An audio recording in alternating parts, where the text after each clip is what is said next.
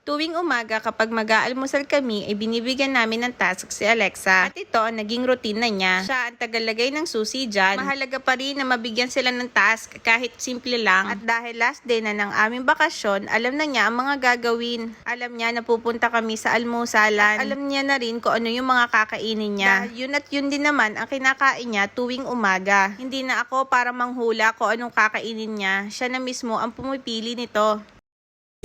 Hi. No, Ali, no, Chokare. Muffin. Muffin? Anong muffin? Chocolate? What else? Cake. Anong cake? Anong cake ang gusto mo? Chocolate? Ha? Chocolate.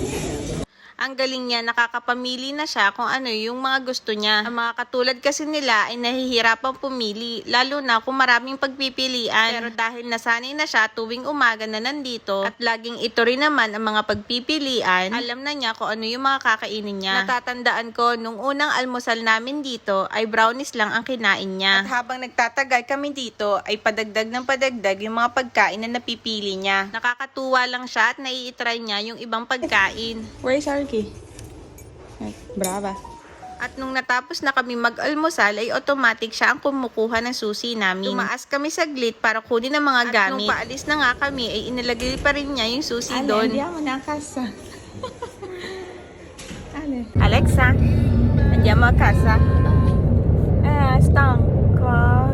Amore. Stanca.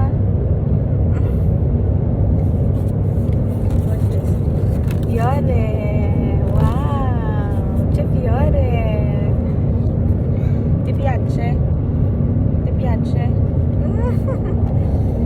Agang-aga, pagod na agad si Alexa. Marahil ito sa ilang araw naming pagsiswimming. Ngayon niya naramdaman ang pagod.